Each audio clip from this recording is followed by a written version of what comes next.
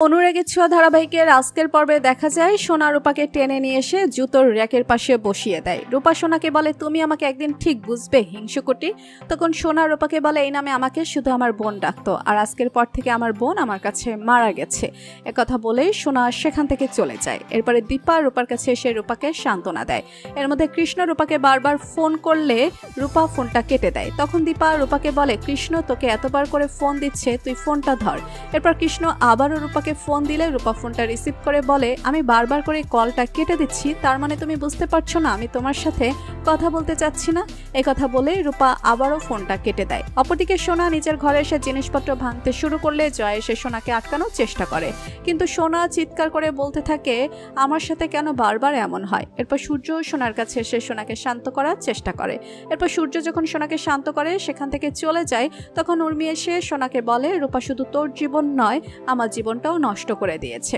আমার কাছে তো আর হাতে তেমন সময় নেই, কিন্তু তোর হাতে এখনো অনেক সময় রয়েছে, নিজের জীবনটাকে নিজের হাতেই গড়ে তোল। অপরদিকে সূর্য নিচে নেমে এসে দীপা এবং রূপাকে খেয়ে নেওয়ার কথা বললে রূপা এসে সূর্যকেও খাওয়ার কথা বলে। তখন সূর্য বলে, আমি পরে খাবো। সেই মুহূর্তে সোনা ওয়েস্টার্ন পোশাক পরে নিচে নেমে আসলে দীপা বলে, এসব কি? তখন সোনা দীপাকে বলে, আমি এখন নাইট ক্লাবে যাব আর সেখানে গিয়ে পার্টি করব। তখন দীপা বলে, আজকে তোকে কোথাও যেতে হবে না। এরপর সূর্য সোনাকে বলে, তুই যা, কিন্তু যাওয়ার সময় বাড়ির গাড়িটা নিয়ে যাবে। তখন দীপা এসে সূর্যকে বলে, ওরা দুই বোন নিজেদের মধ্যে ঝামেলা করছে, আমরা বাবা মা হিসেবে আমাদের উচিত ওদেরকে এক করে দেওয়া, আর আপনি কেন ওকে বাইরে যাওয়ার অনুমতি দিচ্ছেন? এরপর সোনা সেখান থেকে চলে গেলে সূর্য দীপাকে বলে, তুমি সোনাকে এত কথা কেন বলছো?